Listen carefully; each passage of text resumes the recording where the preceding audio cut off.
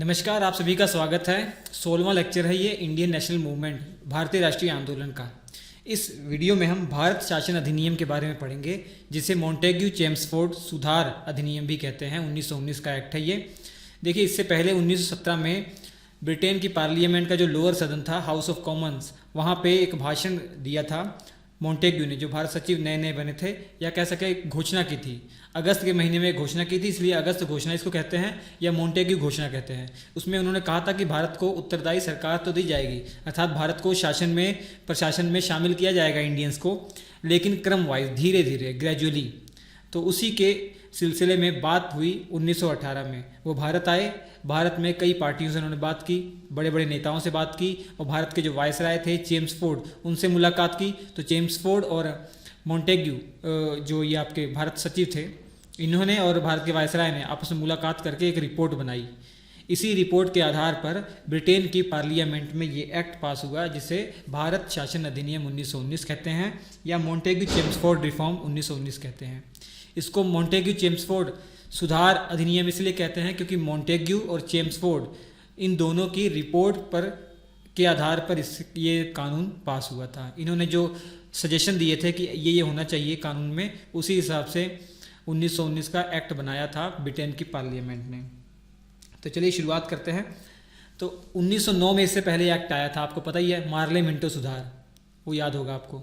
तो 1919 के बाद 1919, 10 साल हुए हैं, तुरंत एक्ट लाना पड़ा, वो भी ब्रिटेन पार्लियामेंट से। ऐसी क्या सिचुएशन हो गई थी कि 1919 में एक्ट लाना पड़ा? वो सारे कारणों को हम डिस्कस करेंगे कि मतलब वहाँ पे ये कारण उभर कर आता है कि भैया ये 1919 का एक्ट आया क्यों। ठीक है, सब कारण मैं बताऊँगा, मज़ा आ जाएगा आपको। हालांकि आप सभी को ऑलरेडी पता है, अगर सीरियल वाइज पढ़ रहे हैं आप ना, तो 1909 से 1919 के बीच में क्या क्या घटनाएं घी, माहौल देश का कैसा है कि ये कानून लाना पड़ा, आपको एहसास हो गया होगा। फिर मैं बताऊंगा। सबसे पहली बात, आपको ये एहसास हो गया, भारत सचिव उस समय कौन है? मॉन्टेग्यू हैं। भारत सचिव मतलब समझ रहे हैं, ये ब्रिटेन की जो सरकार होती थी ना, उसमें एक कैबिनेट मिनिस्टर होता था। उसको एक काम ये दिया जाता था कि भारत का जो शासन व्यवस्था है वो भी वो देख रेख करे, तो ये कैबिनेट मिनिस्टर होता है।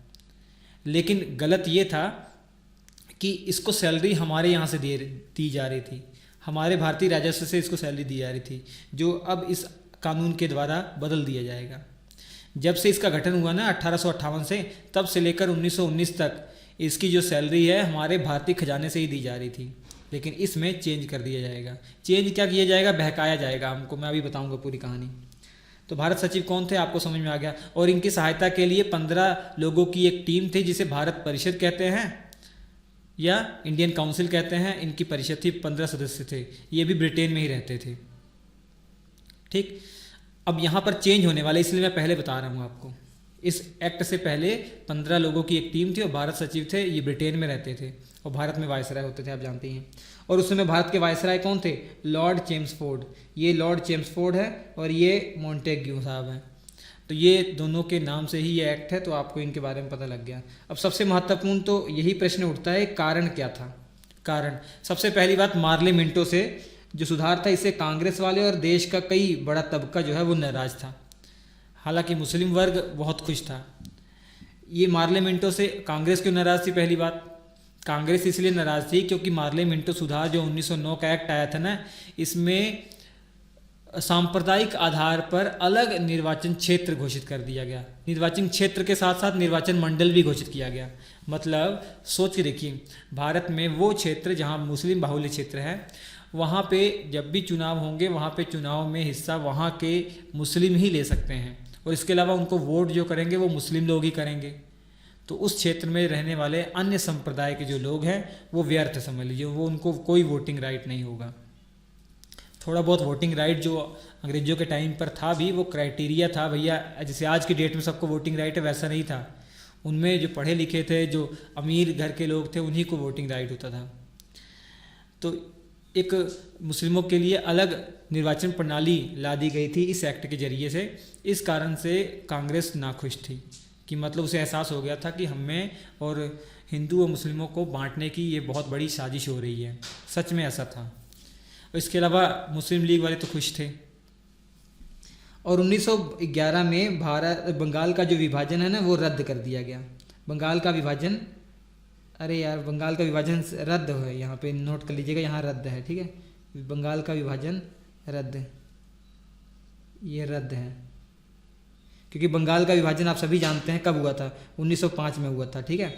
1905 में बंगाल का विभाजन हुआ था लॉर्ड कर्जन के टाइम पीरियड पर, और यहाँ पर लॉर्ड हार्डिंग सेकंड का टाइम पीरियड चल रहा है। वायसराय कौन बन गया है? Lord Hardinge second. और यहाँ पर 1911 में दिल्ली दरबार लगाया जाता है। ब्रिटेन के जो राजा रानी थे उनको भारत की सम्राट और भारत की साम्राज्ञी घोषित किया जाता है। साम्राज्ञी मतलब सम्राट का स्त्रीलिंग, जैसे पुरुष होता है तो सम्राट है, स्त्री है तो साम्राज्ञी, तो वो घोषित किया गया। और इसके अलावा यहाँ दो घोषणाएं बड़ी बड़ी हुई। पहली तो राजधानी दिल्ली बना दिया गया, कलकत्ता से चेंज करके दिल्ली राजधानी बना दिया गया। दूसरा ये किया गया कि जो बंगाल विभाजन हुआ था ना, उसको रद्द कर दिया गया। तो इससे मुस्लिम लोग नाराज़ हो गए। मुस्लिम लीग के जो पार्टी थी वो भी नाराज़ हो गई, क्योंकि उनको बहुत अच्छी अच्छी सुविधाएं वहाँ मिल रही थी। 1911 में ये नाराज़गी हो गई।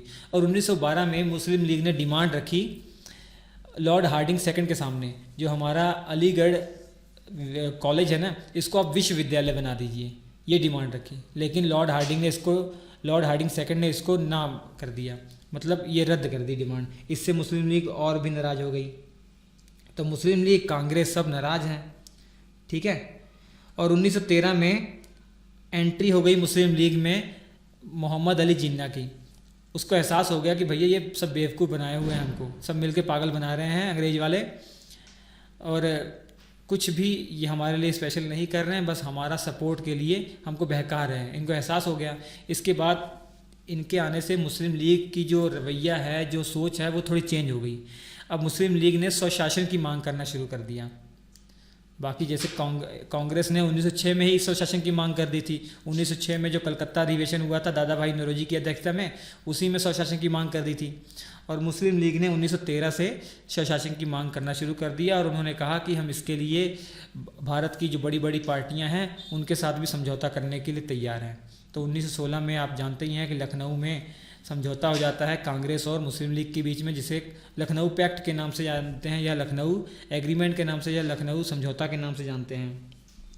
इसके अलावा जो सबसे बड़ा कारण है, सबसे बड़ा कारण यहाँ स्टार मार्क कर लीजिएगा, सबसे बड़ा कारण था कि प्रथम विश्व युद्ध चल रहा था। 1914 से 1918 के बीच प्रथम विश्व युद्ध चला था, ठीक है। और इसी विश्व युद्ध के दौरान 1917 में जब होम रूल हमने चला दिया था, होम रूल मूवमेंट चलाया था, आप जानते हैं 2 लोगों के द्वारा चलाया गया था, एनी बेसेंट और बाल गंगाधर तिलक के द्वारा। कुछ हद तक सफल रहा, अंग्रेजों तक ये बात पहुंच गई।